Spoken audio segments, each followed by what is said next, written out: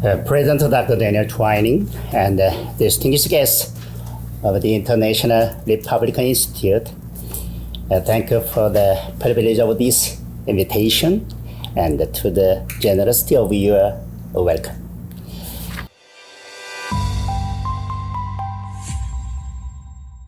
From the forging of the Korea-US alliance in 1953 to the present day, the United States and the Republic of Korea have built a strong partnership that stands by an historical measure as one of the most consequential and enduring alliances of the history of the modern history.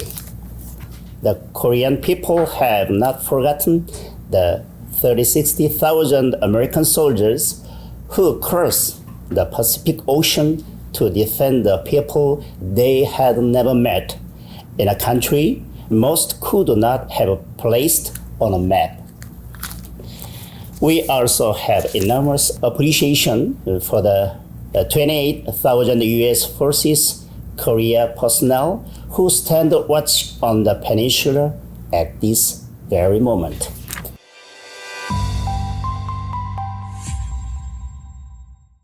The People Power Party, as the principal conservative party of the Republic of Korea, is determined to do everything within our power to uphold the values of freedom and the constitutional democracy, which is the philosophical cornerstone of the Korea-US alliance.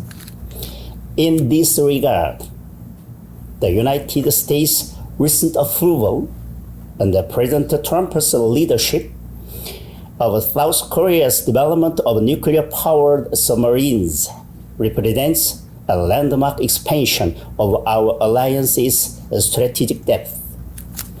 My party will spare no legislative effort to provide the necessary support.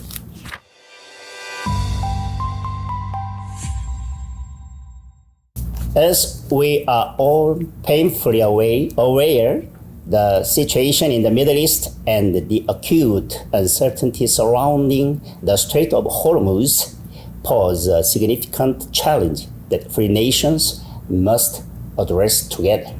South Korea is one of the world's most energy-dependent economies. Therefore, the security of that corridor is not just an abstract topic, but it is an essential economic and security imperative for the country. Thus, I believe that Korea should play its due part, along with us and other nations of freedom, toward the free and unimpeded passage of the Strait of Hormuz.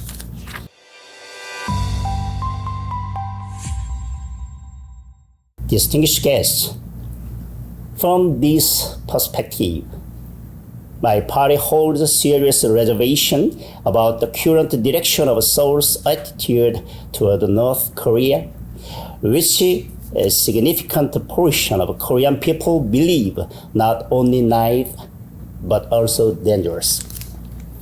In 2023, the Kim Jong-un regime advanced its too hostile state doctrine, fundamentally reframing the nature of inter-Korean relations. Dialogue has been wholly severed. The level of military provocation has risen with deliberate consistency. Yet, the current administration in Seoul seems to place greater weight on the optics of engagement and conciliatory signaling than on the substance of deterrence. It has simultaneously pursued a reduction in defense capabilities, scaling down Korea-US joint military exercises and moving toward a restoration of the September 19 Comprehensive Military Agreement in ways that weaken the very foundation of alliance credibility. North Korea's nuclear and ICBM capabilities are not merely Korean problem.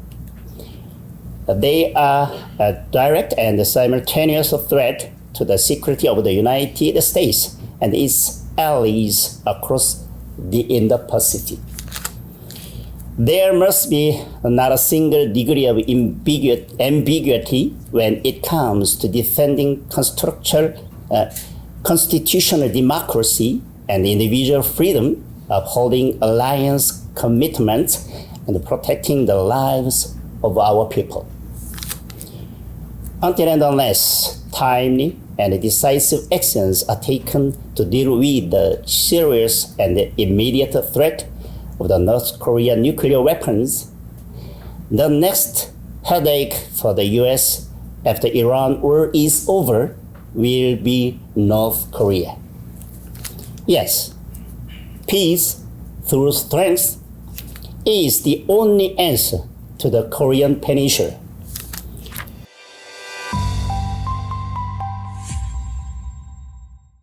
Distinguished guests, I would like to address finally the issue of North Korean human rights.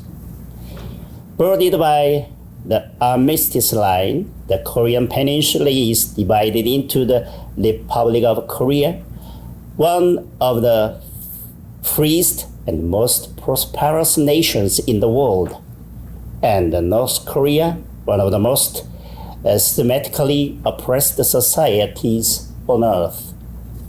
This is not merely a tragedy of geography. It is a moral indictment of the international community's tolerance for prolonged injustice. Even at this very moment, there are people living north of the line without the most elementary dignities of human existence.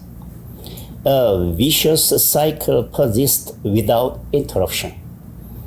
Hunger, and political repression generate regime instability, and the fear of collapse intensifies the repression.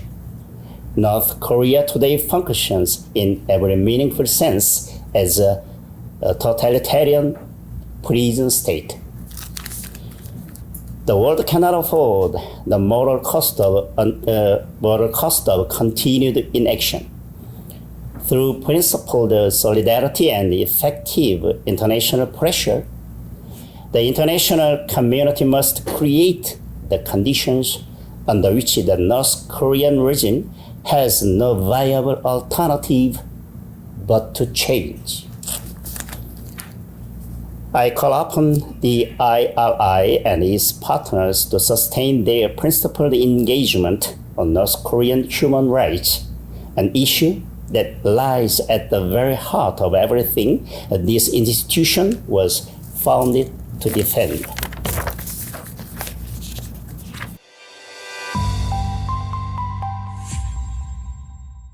Distinguished guests, freedom and democracy in South Korea stand at a moment of serious trial. But we will not give up, because while free democracy is always tested, it ultimately endures. When those who believe in it have the resolve to defend it, Korea and the United States will face this challenge together. My party and the people of Korea will spare no effort to strengthen the Korea-US alliance and to expand the solidarity of freedom. We look forward to deepening our partnership with the IRI and with the US Republican Party in the coming years ahead. Thank you for your attention. We go together.